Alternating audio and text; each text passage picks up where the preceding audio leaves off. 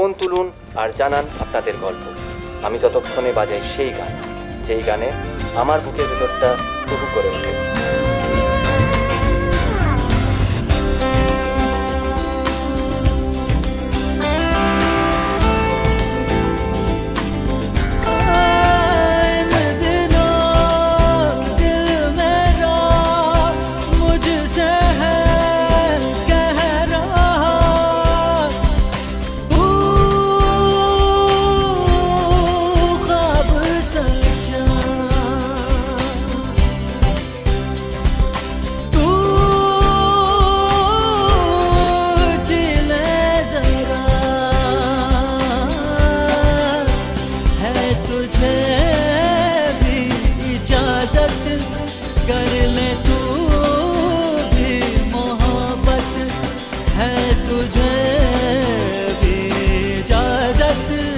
এই তো সে, কোনো ভুল নেই।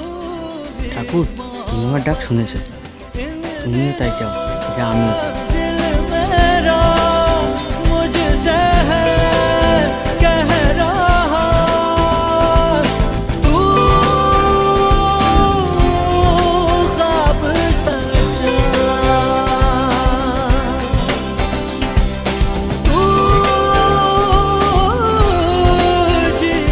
মেজদি, ঠাকুর কি চাই তুই বিদেশ আসতে পার? তোর ভাগ্য তোকে বিয়ে দিয়ে সুখী দেখতে চাই, তোকে তোর মনের মতো বর দিতে চাই।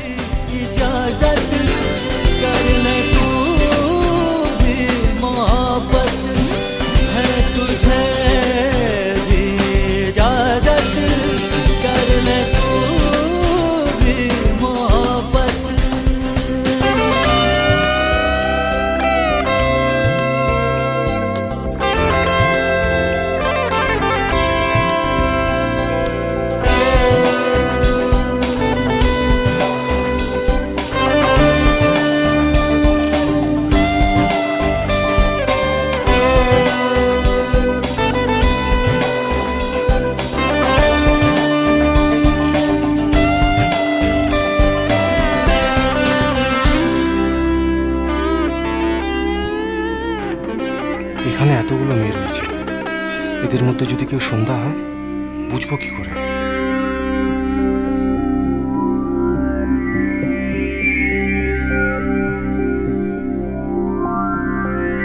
রাইট,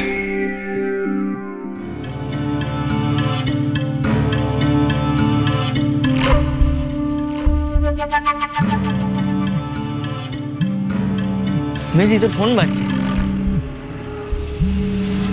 তোকে ধরতে হবে না, দাঁড়া আমি ধরছি। ওই বাজে লোকটা আবার ফোন করেছে মনে হয়। হ্যালো, কে বলছেন? আরে এটা তো সন্ধ্যা চক্রবর্তীর নম্বর, আপনি কে বলছেন? আমি ওনার ভাই বলছি, আপনি পরে ফোন করুন। না না, রাখবেন না। দেখুন, উনি আজকে আমাকে বলেছিলেন টাউনে এসে ওনার সাথে দেখা করতে। উনি কোথায় আছে প্লিজ একটু বলুন আমায়, প্লিজ। উনি আছেন কোথাও একটা, কিন্তু উনি এখন দেখা করতে পারবেন না। সে কি, উনি যে আমাকে আসতে বলেছিলেন? শুনুন, আমার না খুব দরকার, একটু প্লিজ আপনি ওনাকে একটু ফোনটা দিতে পারবেন প্লিজ? না না, এখন কিছুতেই দেওয়া যাবে না। উনি যে এখন ওনার হবু বরের সাথে দেখা করছেন। আপনি বলুন কালকে একবার ফোন করে আসবেন। রাখছি। হিমেশদি, কি হলো? আর কত সময় নষ্ট করবি?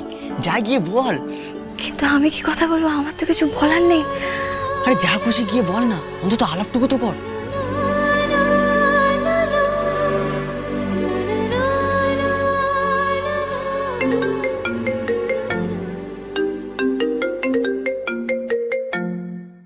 কি রে নীল, কি খবর? কোনো খবর নেই কাকিমণি। মেয়েটাকে খুঁজে পাসনি? না, আর পেলাম কোথায়? সারা দিন ধরে ঘুরেই যাচ্ছি, দেখাই করতে পারছি না। কি অসভ্য মেয়ে, কীভাবে বোঝাবো তোমার?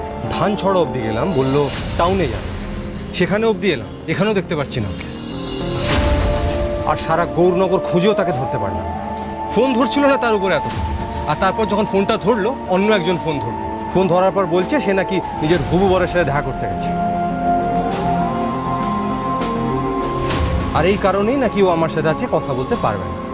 আমি যেন কালকে ফোন করি। তুমি ভাবতে পারছো কেমন মেয়ে? কোনো কথার দাম নেই।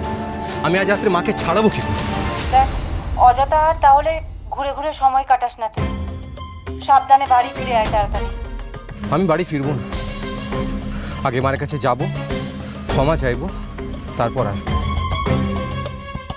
আচ্ছা শোনো না, আমার ফোনের চার্জটা শেষ, আমি ফোনটা রাখছি, হ্যাঁ, পরে কল করবো।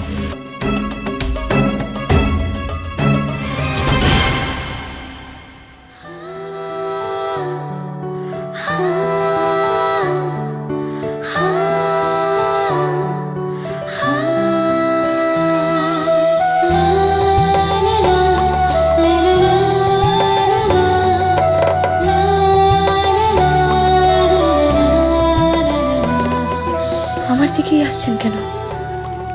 সম্বন্ধ এসেছে যখন, তখন নিশ্চয়ই ওনার কাছেও আমার ছবি গেছে। তবে কি ছবি দেখে আমাকে চিনতে পেরিয়ে এদিকে এগিয়ে আসছেন? ঠাকুর, মেজদির ইচ্ছে পূরণ করো ঠাকুর, ওদের কথা বলিয়ে দাও।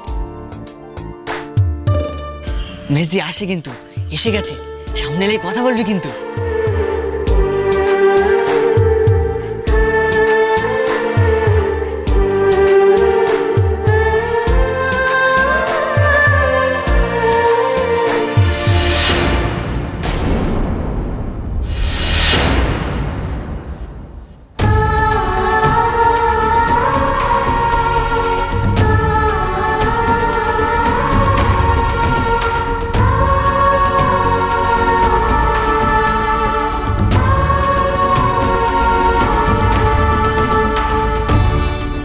তো সব কেউ লোকজন। মেজদি মুছে নে।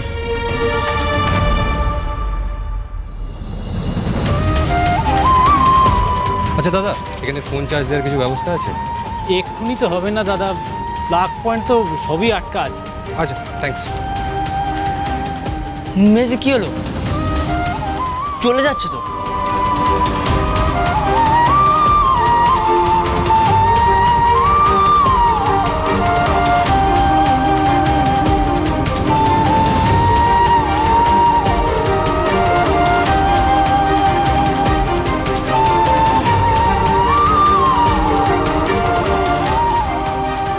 এবার বিশ্বাস হলো তো ভাই, যা কপালে নেই তার স্বপ্ন দেখতে নেই।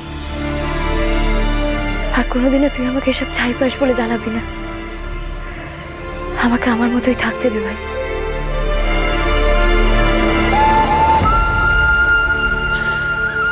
এত কথা তো বলেছিলে,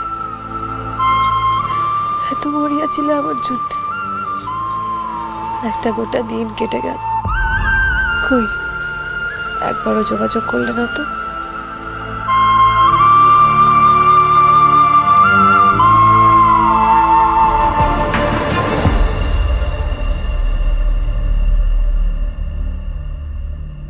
কি হয়েছে? পড়াশোনা বাদ দিয়ে এখানে দাঁড়িয়ে আছিস কেন? ঘরের ভেতর তো আটকে আসছে আমার। সেটাই যদি হয় তাহলে এখানে দাঁড়িয়ে থাকি কি লাভ? বাইরে বেরিয়ে একটু হাঁ খেয়ে এলেই হয়। চল আমিও যাই। আমি যাবো না, তুই যা।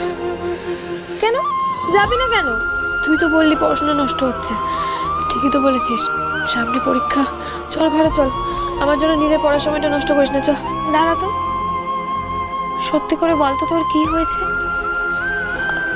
জানলার সামনে দাঁড়িয়ে রাস্তার দিকে তাকিয়ে তুই কি কারোর জন্য অপেক্ষা করছিস?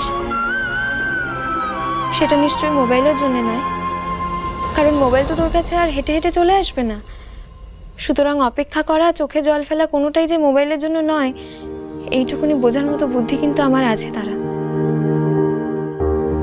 আচ্ছা, তুই কি বাই চান্স আকাশদার জন্য অপেক্ষা করছিস? ও তো গ্রামে গেছে, এখন আসবে কি করে?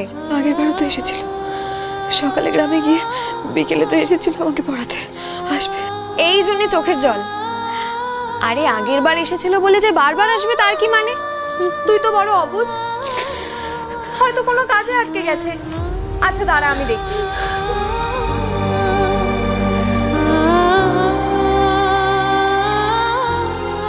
এই তারা, এদিকে আয়।